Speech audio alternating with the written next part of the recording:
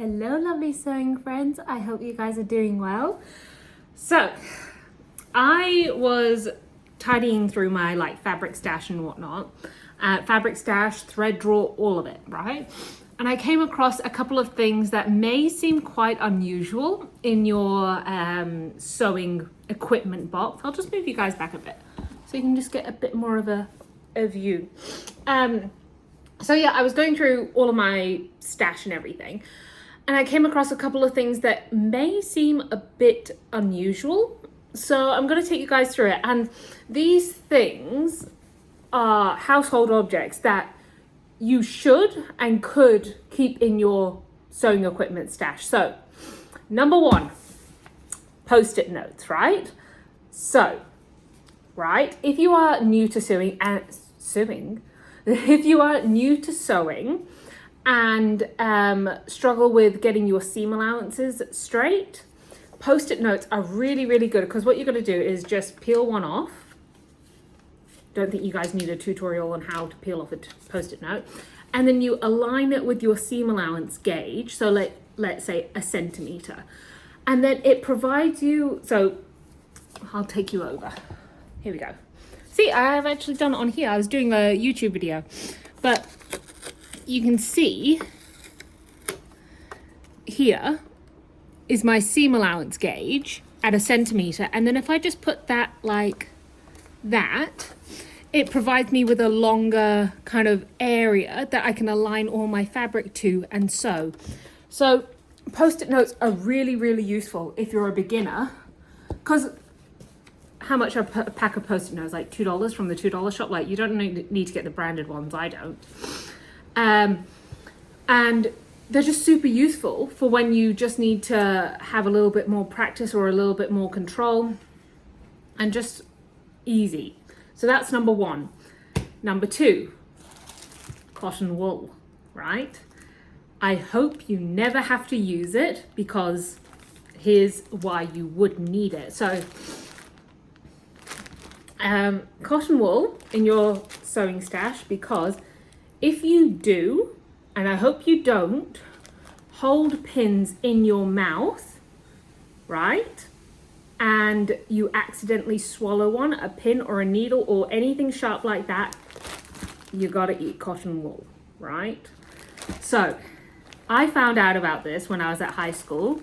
The sewing teacher told us that one of her students in the previous class, she was holding pins in her mouth, and her friend came up behind her and scared her, and she went and sucked in a pin.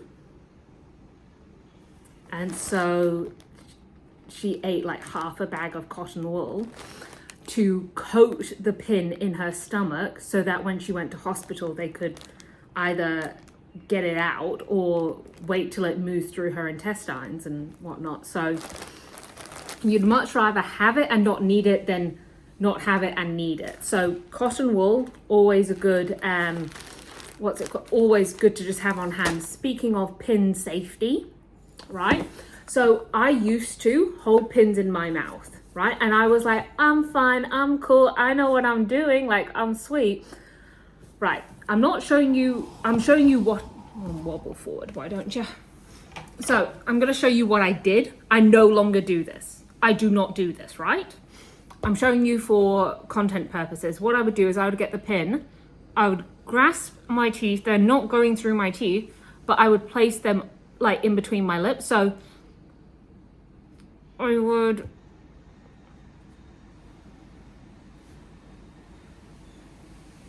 looking a bit like Edward Scissorhands with that kind of aesthetic. But the reason I don't do that anymore, number one, I don't want to eat half a bag of cotton wool, but number two, I got a wrist one here. So like, this is just from Amazon. I'll put the link below. Like, I think I've got 2 of these, and I'm trying to find the other one. But yeah, perfect, because as you're sewing, it's right there. You don't have to put it in your in between your lips or in your mouth or anything. So just keep pins out of your mouth. Keep them away from any orifice on your body. Just keep them away. Get one of these, or get a little pin cushion or something. Do not put them in your mouth. You have been warned. Don't come commenting down below, I swallowed a pin, thank God I had cotton wool, because I never want you to actually be eating cotton wool, because it doesn't taste delicious, as I've been told. So the second one, right, also from our bathroom beauty stash, is a pair of hair straighteners, right? Some of you know, some of you don't, but let me explain. So, what are hair straighteners? They're essentially like a little mini iron, right? So, if you're in a pinch, you can just, you can just iron your seam allowances and everything. Like, it's not going to be amazing, but like, you could just do that. Like, if you just had to iron a little bit or a delicate bit or something. Hair straighteners. I have used hair straighteners to iron a bunch of things that weren't hair, but obviously, like, ideally not. But in a pinch, hair straighteners work. So that's another one.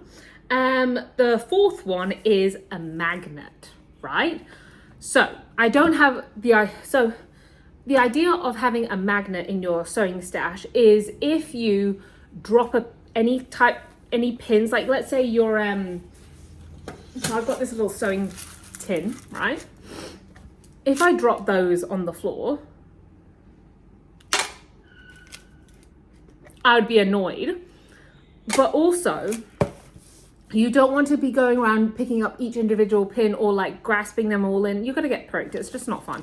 Just get a magnet and sweep it over the area and it picks up all the pins and it's super, super easy. I can't remember what I once had. I once had like at Spotlight or like, these haberdashery shops.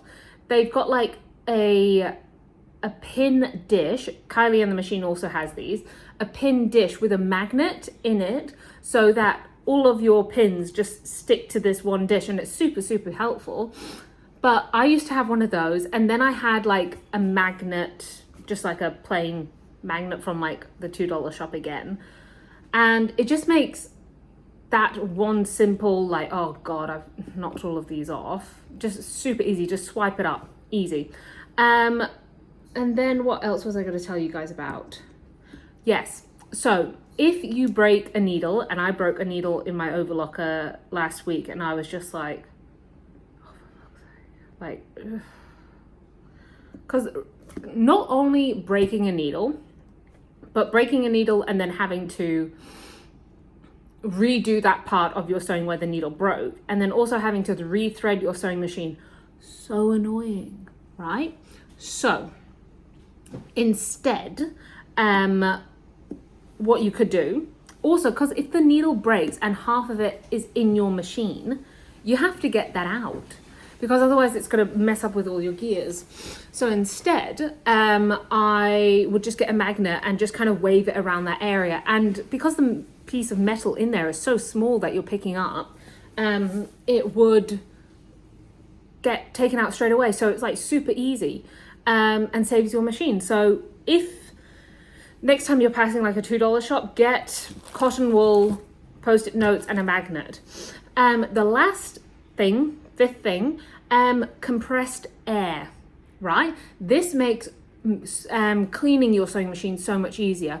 So compressed air I would use on the internal mechanism of your sewing machine. So like on the outside, obviously, like, wipe it down and whatnot. Dry microfiber cloth, really good. Don't really need like any cleaning spray or liquid or anything like that. It isn't really for the outside, it's more the inside gears where you can't really get to. So like underneath the presser foot, where the bobbin case and everything is. Also, if you have an overlocker, lots of those little like fibers from when you're cutting off your fabric ends up in the internal mechanism. So it's always good once a quarter, so once every 3 or 4 months, just blast that out. Take your sewing machine or overlocker outside and just give it all a big blast. Gets rid of all those cobwebs, gets rid of all of those like little flyaway pieces, and you're sweet. So yeah, those are just 5 unusual things that you may want to put in your sewing equipment stash. In other news, what have I been working on? I actually, see, when I have an idea for something, it takes a while to like come to fruition. So I'll show you what I'm working on. So I'm working on this seam allowance presser, right? So basically the idea is you've got, let's imagine that this is all closed and you know, it's now pressed flat because I used it in a sewing tutorial. But let's imagine it's not. So the idea is, and I'll just show you guys, but I'll just quickly thread it all through here. But the idea of this is, because I saw it on Instagram and I thought that's a really cool idea and I think more people need to know about this. So this will be a free download on my website eventually. But basically what you do is you, you know, pull it along and it would flatten your seam allowance and then you iron here, right? So you can also see on it, I've got like the measurements as well. So you can kind of see like, oh, is my seam allowance even and everything. So this is a 1 centimeter seam allowance here, but also I've got centimeters on one side, inches on the other. But I'm currently just kind of like testing it out and everything. And one of the things that I've noticed is that once it gets ironed, because I've glued this to like some manila card just to make it a little bit thicker, you know, it doesn't look the best because obviously like the glue and the card and the ink and everything's kind of made a bit of a mess. So working on that, working on my cross stitch still, which is lovely. But yeah, just keeping it nice and simple and quick for you guys. And also if you're new to sewing, new to this channel, welcome, always welcome. I was talking to someone earlier, like last week, and he was saying to me like what do you do like about Ford and everything, and I basically said I want Ford to become a space where people come to learn and they take out of it what they want. So yes, I do sell products and digital products and everything, but that merely just allows me to do more for the community. And by that I mean like people come to sewing at different points in their lives for different reasons. So I found sewing at a very young age, age 9, and 20 years later, I'm still doing it. So I've seen quite an array of different aspects of sewing. And I found it quite difficult when learning how to sew because it was very steeped in, this is the way it's always been done, therefore that's the way we'll do it. Like I would find a different way for, let's say, flattening my seam allowances, and it would be like, oh no, you can't do that. Like you have to do it this way and you have to use this technique to get that outcome. And it's just like, no, well, that's stupid. Like then you're just going to make multiple sewists all this, like, no, I don't want to be doing that. I want to do my own thing and do it my own way and teach my own way. So like I was saying, people come to it for different reasons, either for looking for a community, looking for a hobby, looking for a mindful kind of aspect to their lives, or they're wanting something more than just I sewed this thing and I'm wearing a t-shirt that I made, which is brilliant. But you know, like for example, my cross stitch, people say to me like, oh, what is this going to go on? Is it going to go on like a cushion or a bird? And no, it's just going to sit in a box under my bed for like the next 10 years or something, because it's not the outcome that I'm aiming towards, it's the process. I like the process. So sewing for me is the process, whereas for somebody else it might be the 1 hour a week that they get together at their local community center and sew and talk to other adults. So it's that aspect of the sewing community that I am very drawn towards. And with that, I do sell online digital products because I get a lot of the same questions, because I have been sewing for 20 years, but I've also taught sewing for 3 years at a night class, which was brilliant. And I basically want to kind of take all that information and everything that I learned. I also worked in a fabric store for 3 years, so I also often was a touch point for a lot of beginners, hence why I love teaching beginners. And I love seeing their skill and their ability and their confidence develop throughout the process, because there's one lovely student that I used to have when I was in New Zealand. I remember when she first started, she was terrified of like anything on the sewing machine. And now she's like sewing with merinos and overlocking and making event wear. She's making swimwear. I don't even make swimwear. And it's just amazing to see how far she's come. And it's like, oh, that is something that I was a part of their journey, however small, however insignificant, because I know that she put in a lot of work and she put in a lot of time and energy and effort and money into her skill and developing it. But just to know, like, I saw her once a week, and to now see her doing so well is something so beautiful. And she was actually the inspiration for me to put on an advanced sewing class, because I used to only just have beginners. She enrolled in the beginners class twice because she loved coming to it so much. She then asked if she could do an advanced class, and then there were enough people that wanted to do the advanced class. And it wasn't even like me teaching advanced sewing techniques. It was people coming along with their sewing projects and sewing. And I was just there as a touch point for troubleshooting, for, you know, we learned about fusing and interfacing one lesson.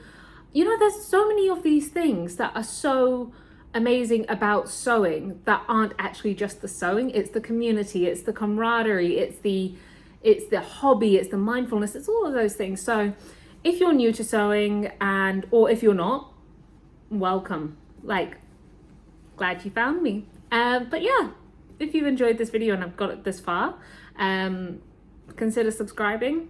Also, leave a comment if you want. But also, I know that a lot of, I am very guilty of this. Like, whenever I'm watching YouTube videos and they're like, subscribe and share, and I'm just like, no, I'm not going to now because you asked me to. Like, I'm very stubborn. So only subscribe if you enjoy this content. Like it if you liked this content. But yeah, I hope you guys have a lovely afternoon or night or morning or week or month or year. Whenever you found me, it's great. And do not swallow pins. Keep that in mind.